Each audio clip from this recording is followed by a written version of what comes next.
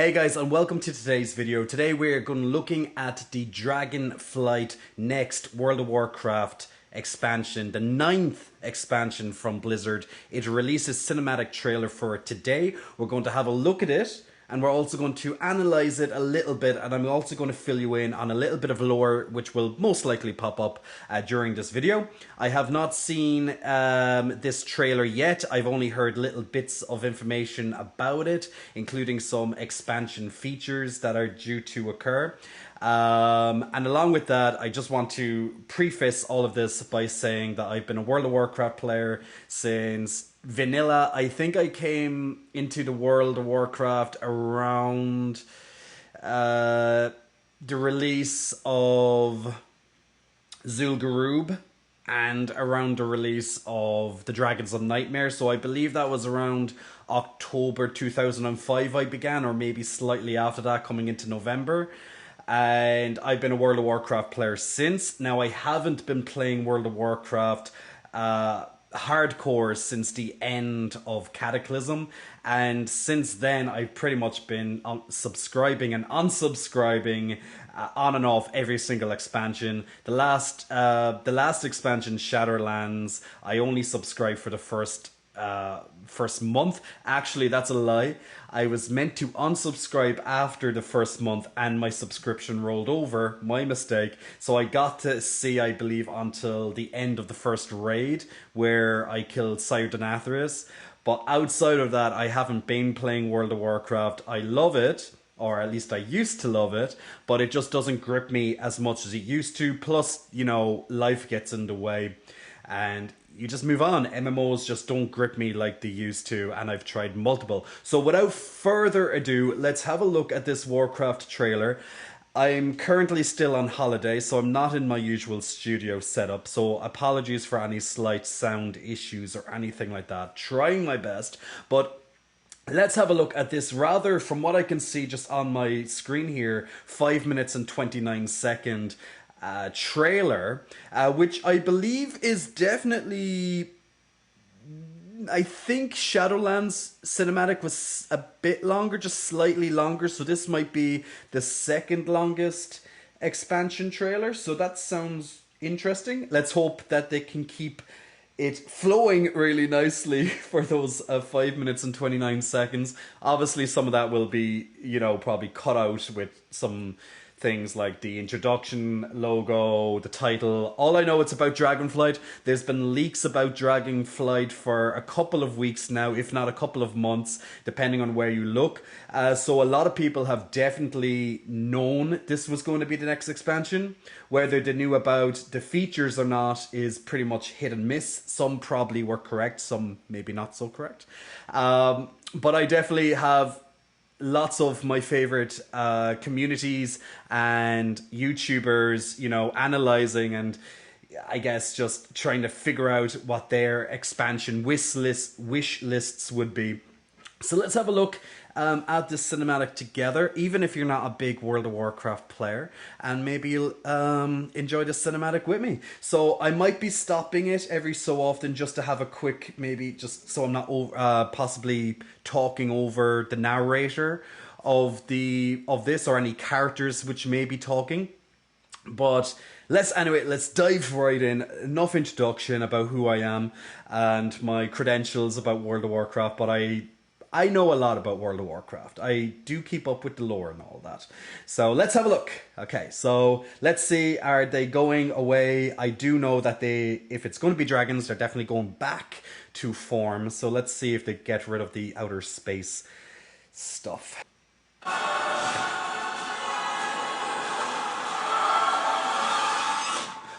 Okay, so this just seems to be a little bit like what's going to happen during the cinematic trailer. Now, in case people are wondering why I'm not looking at the camera all the time, it's because I'm looking down at my laptop. Unfortunately, I don't have my screens in front of me like my desktop, but we make do, so. Okay. This sounds interesting. 10,000 years ago, so this would have been around the Sundering, probably taking on the awakening of the dragons. Has been sundered. Okay. It cries out in pain. We must go to its aid. We entrust our ancestral home to you, the Watchers. Okay, so what that seems to be telling me is that when the Sundering happened, the dragons flew away from these Dragon Isles.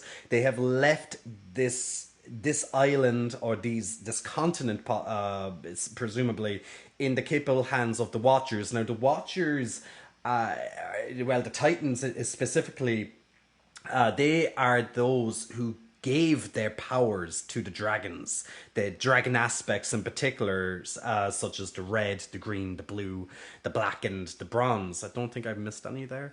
But let's continue on. So this is some Titan, some Watcher.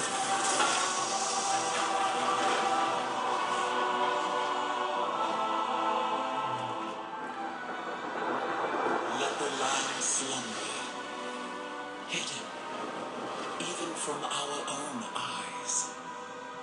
Okay, so this finally answers it. So they turned off this beacon. This is definitely Alexstrasza, which is the red Dragonflight aspect leader.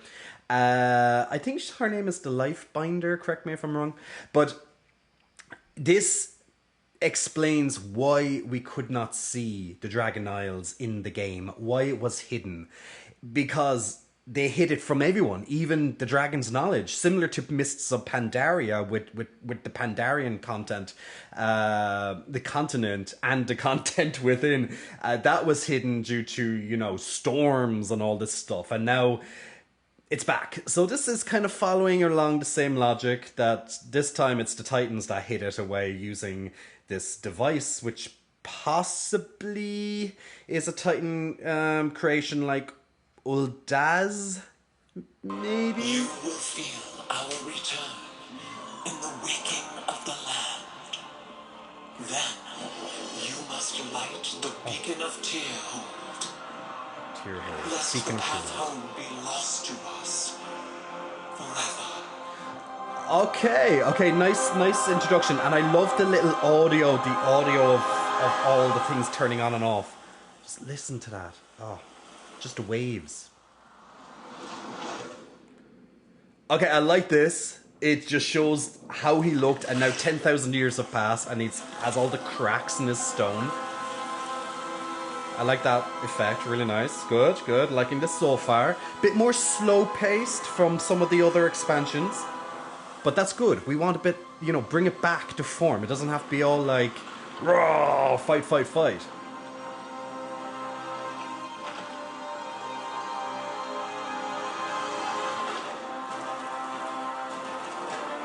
Okay, so life is coming back. The elements are coming back. It's starting to light up again. So at least one Titan Watcher has awoken. All his brothers are still asleep.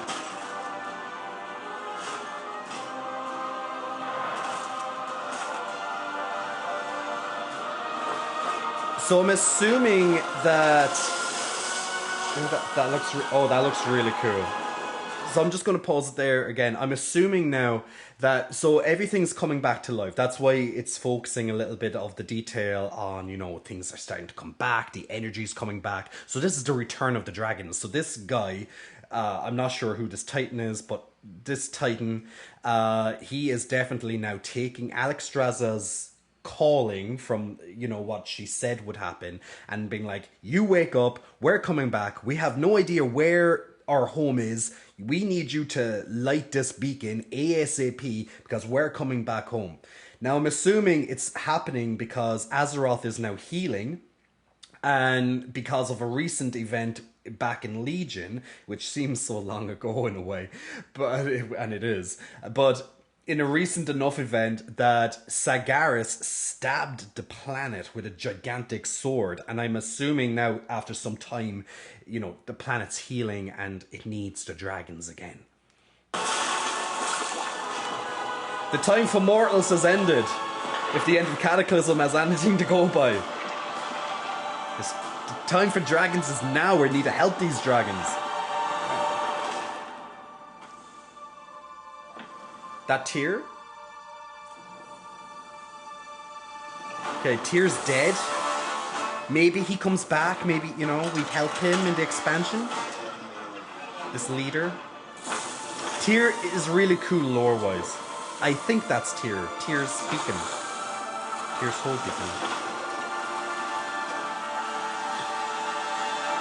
Okay. It wasn't properly functioning. It's cracked. He seems to be...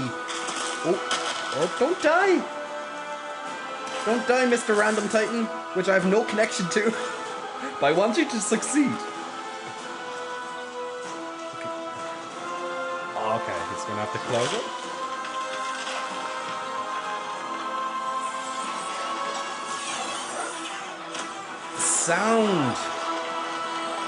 Sound effects are amazing. Beautiful.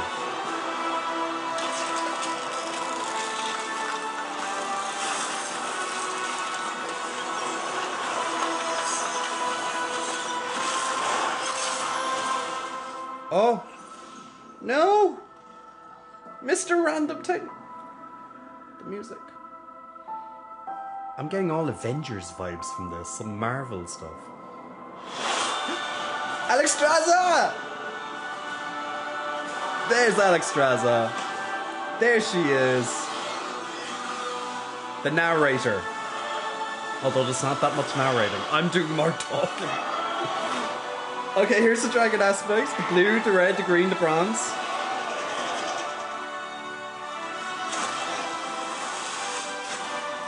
Okay, it's really activating the waters. Come back. But her fate is yet uncertain. That's so cool. I want a dragon. Together, we shall be Azeroth's protectors once again. That's cool. Here, the new age of dragons shall begin. Okay. Oh, I'm loving the wings. Okay. I'm loving the wings at the side of this. It's really cool. I know my camera's probably taking off a little bit on this side, but that's cool. And I definitely got like Cataclysm vibes of when Deathwing, when he was going up onto Stormwind and he was like blasting off into the air, and then he came down and swooped on top of Stormwind. I definitely got those vibes with Alexstrasza. So it's like Deathwing being the death aspect back in Cataclysm to Alexstrasza now being like the life binder. So I'm liking the contrast here. Very interesting. Now there's been so many rumors that we would be going to find the Dragon Isles. For those who don't know what the Dragon Isles are, the Dragon Isles are pretty much been rumored to be in the game since vanilla, pretty much, and you know, it's been constant talk of when they were going to be added into the game. Now it was back in Battle for Azeroth, I believe, that Rathian, which is the son of Deathwing, and is now the leader of the Black Dragonflight. He gave a lot of clues, and he was pretty much telling us that he has been searching for years now and has continued to search for the Dragon Isles. We obviously now know why we could not find the Dragon Isles, because kind of like a calling back to Mists of Pandaria, as I stated, is that they were hidden under, you know, all these clouds and storms, just like these were hidden away. So it's definitely a callback. And funnily enough now, actually, now that I think of it, Rathian primarily came into the story, like we really got to know Rathian a lot more in Mists of Pandaria. That's when he started, you know, really asking us to do stuff, and we kind of started to see maybe a slight kind of villain plot going ahead, but we weren't quite sure of his intentions. We just knew he was searching for, you know, the power of the Dragonflight and eggs and all this type of stuff. So it's kind of, in a way, like a full circle moment that we properly see him during that expansion. And now he's coming back, most likely going to be a primary character in this, along with the dragons such as Kalagos, Alexstrasza, etc. So it's going to be interesting. Now, just from watching this cinematic trailer, what do I think about it in contrast to other cinematics? Now, if I look at Shadowlands. Shadowlands was all about Sylvanas and fighting against, if I can find this now, you know, I was watching, actually leading up to this, I actually wanted to watch some of the cinematics, just little bits, because I love Blizzard cinematics. They do a fantastic job in their cinematics. I watch bits of cinematics all the time, and I'm just gonna, like, just kind of show here that I'm just going to put on mute. Now, all these type of cinematics. Now, this Shadowlands cinematic, it was very battle focused between two characters. Whereas the previous cinematic then for Battle of Azeroth, that would have been huge war scale. Like, that really got your blood pumping. Be like, yeah, I can't wait for this next expansion. This one was really cool. Between the Lich King Bolvar and Sylvanas. And that definitely gave another vibe. This cinematic was definitely a lot different. It was a lot more return to form, a lot more kind of relaxed. It wasn't blood pumping, adrenaline fueled action like some previous cinematics were. It was just telling us a story about dragons. And in a way, that's all I want. I definitely love dragons, and I definitely always loved seeing dragons in World of Warcraft. They became probably more of a novelty nowadays, but having an expansion fully themed about these creatures could be absolutely epic, and I hope they do a fantastic job. So it was definitely a lot more mild, very relaxed return to form, I think, for World of Warcraft.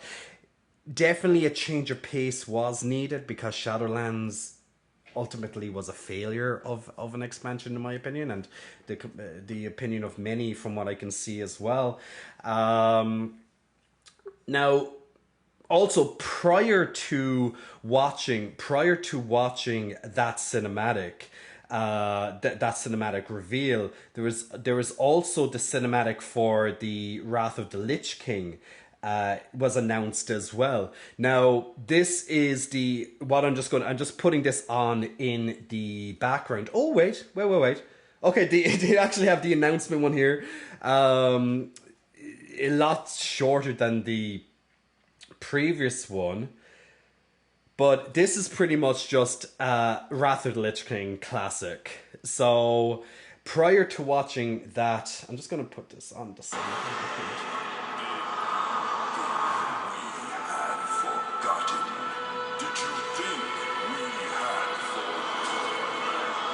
So prior to watching this announcement, I also heard that Wrath of the Lich Kings was coming back for Classic. And that makes sense to announce both of them because it's all World of Warcraft focused.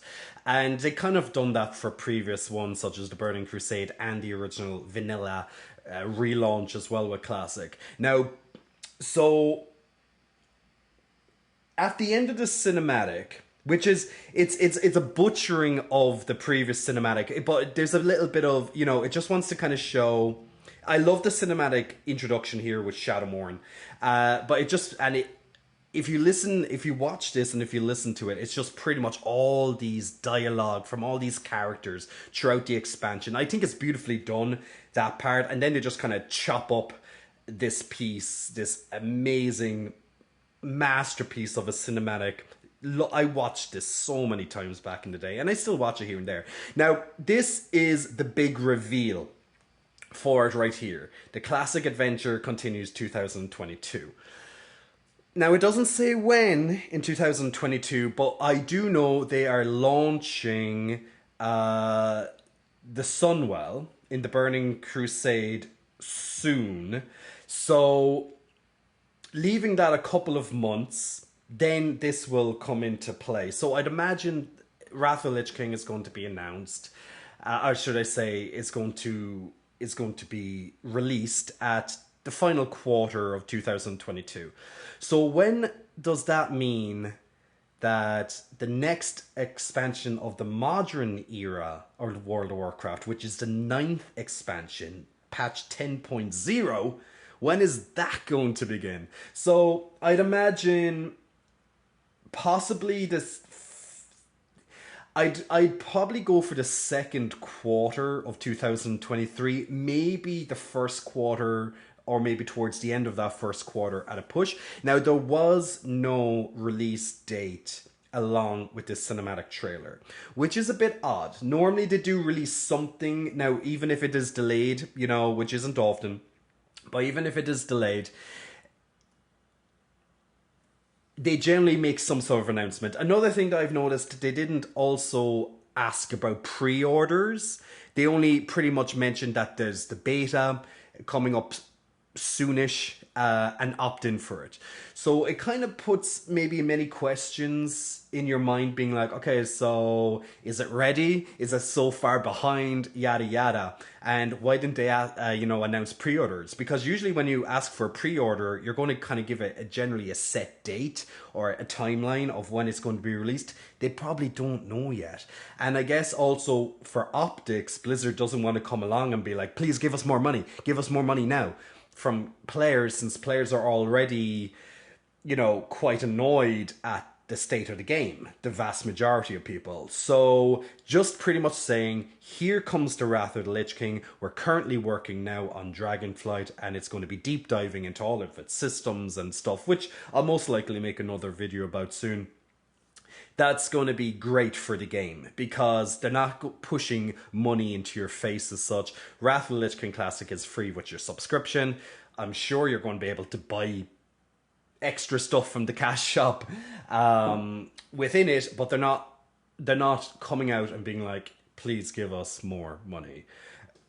They already know that they've probably tested a lot of players' patience this expansion, so I'd find it very odd that they I find it odd in a way that they didn't, but I also am glad that they didn't ask about giving more money with pre-orders. So from history, they usually have, and they always say, we're going to do better next time. We're going to make sure that there's not a long content drought between the end of the expansion to the start of a new expansion. And that is never really the case. It's always a pretty lengthy time between the end of an expansion launch to the start of a new expansion. And technically the current expansion has not ended yet. There's still the final patch of the Shadowlands as well. So I'm just keeping that back in the background while I talk. So you have something to watch instead of just me and frozen screen. But I do believe they'll probably release this next I believe it's 9.2.5. They'll release that very soon, and then the beta of this will definitely launch during the summer, and usually about 6 or so months later, they most likely will push the expansion. Now, it really depends on how far this expansion is developed. The art team, as always, and the cinematics team always save WoW. They are fantastic. They are like the pillars of WoW, the pillars of creation, so to speak, of WoW.